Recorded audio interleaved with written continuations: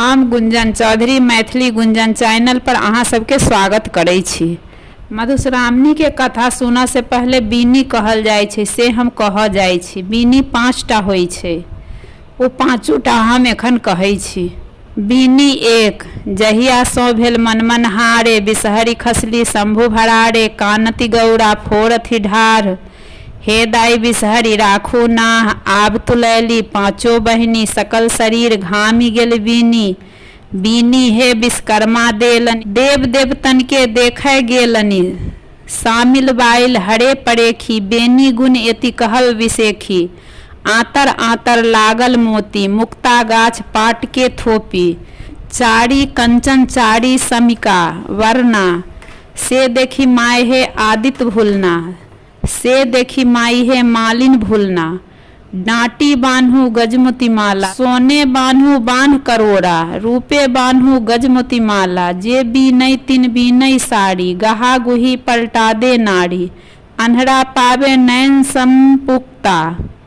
कोढ़िया पीवे निर्मल काया, बाँझिन नारी पावे पूता। जे ई बीनी सुनै चीता, अंधन लक्ष्मी बढ़ै बीत। जे ई बीनी सुनै मन लागी, तकरा वंश नहीं हो विष दोष। तकर पुरुष चलै लक्ष्य कोष, जे एही बीनी क लबै बसात। विष दोष नहीं आबै पास। बीनी 2। गोसाउनी दान बढ़ी, सोहाग बढ़ी, सुंदर बढ़ी। आधा साउन जगत्र गोसाउन, मधस्त राजा के बेटी। युगे कुमरक बहिन, मधु मधु महानाग। श्री नाग नाग श्री, दाई के 5 पुत्र कोखी धरी। नहर परतारी वैरसिक बियाही, मद्र मनिका धरहर ढाही। गोसाउनी सनभाग, लीली सन सोहाग। सुननिहारी के होइहन, पूजनिहार के होइहन। बीनी 3। गोसाउनी दाई के 1 ढक छियन, पुरिबा पछबा बसात छियन। कोखी लाख 7 छियन, भमरा क लाल छियन। मेघडम्बर सन छाती छियन, मुक्तावली पाती छियन। बीनी 4। बीनी बुनल झाड़ी कोन, बीनी उठल पहिल कोन। बीनी बुनल झाड़ी कोन, बीनी उठल दोसर कोन। बीनी बुनल झाड़ी कोन, बीनी उठल तेसर कोन। बीनी बुनल झाड़ी कोन, बीनी उठल चारिम कोन। बीनी बुनल झाड़ी कोन, बीनी उठल 5म कोन। चारू कोना रूना टूना, भेल संपूर्णा। गौरी दाई के 5 बेटिया, भल भाई शंकर हमही जियाल। गौरी दाई के बेटी। बीनी 5। दीप दीपहरा जाथू धारा, मोती मानिक भरथू घरा। नाग बढ़थु नागिन बढ़थु, 5 बहिन बिसहारा बढ़थु। बाल बसंत भैया बढ़थु, दाढ़ी खोड़ी मौसी बढ़थु। असाबरी पीसी बढ़थु, बासुकित राजा। नाग बढ़थु बासुकिनी, माय बढ़थु। खोना मोना मामा बढ़थु। राही शब्द लय सूती, कासा शब्द लय उठी। होइत प्रात सोना के कटोरा में, दूध भात खाई। साँझ सूती प्रात उठी, पटोर पहिरी कचोर ओढ़ी। ब्रह्मा क देल कोदारि, विष्णु क छल बाट। भाग भाग रे कीड़ा मकोड़ा, ताही बाटे अवता ईश्वर महादेव। पहल गरुड़ के ठाठ, आस्तिक आस्तिक गरुड़ गरुड़। कन्या क कथा सुनऽ के नियम। कन्या ई 5 बीनी 3 बेर बाद कथा सुनै छथिन, जे 13 दिन भिन्न भिन्न होइत अछि। पहिल दिन मौना पंचमीक कथा होइत अछि। कथा सुनलाक बाद अंत में 1 बार बाचो बीनी सुनथिन। बाचो बीनी। पुरैनिक पत्ता झिलमिल लता, ताही चढ़ी बैसली बिसहरी माता। हाथ सुपारी खोइछा पान, बिसहरी करती शुभ कल्याण। ई पढ़ी पूजित देवता सबके प्रणाम क बीनीक पोटरी के हाथ में राखी अपना कुल देवता तखन पूजा करबा वाला साड़ी बदल नियम पूर्वक रखथिन। कारण एही साड़ी पहिर आनो दिन पूजा कैल जाइत अछि।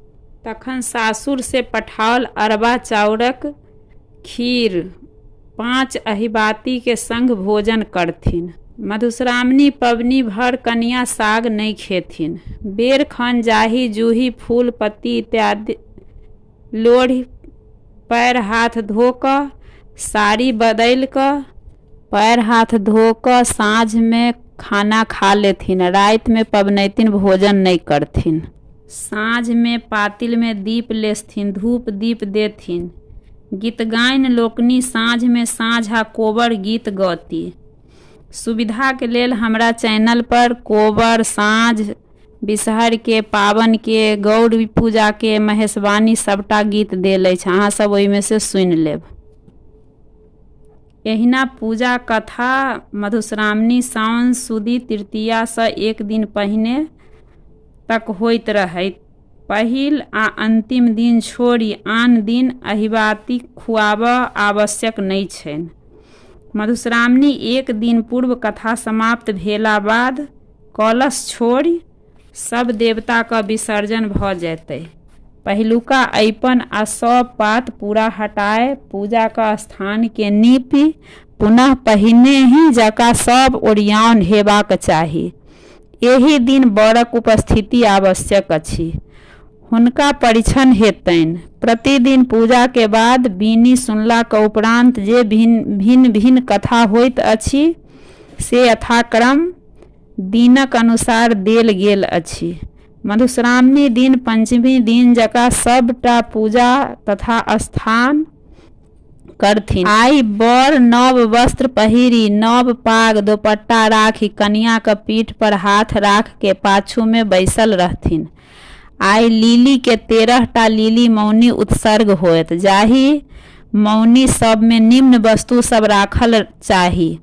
बड़की अराची, दक्षिणी, लौंग, ललका तथा करिका सूत बान्हल 2 गोट बन, एक लाल दोसर कारी, ऐना, ककबा, नव पियर कपड़ा से बान्हल 1 गोट डोका जकरा ऊपर सिंदूर काजर लागल रहत। आइ पबनैतिन गौरी के चूड़ा, दही, लावा, अकुरी, आम, कटहर, केरा, लताम आदि उसरगथिन। पूजा संपन्न भेला के बाद 3 बेर बीनी सुनि कऽ सिरकर राजा का कथा सुनथिन। तखन गणेश जी द्वारा सोहाग मथबाक कथा सुनथिन।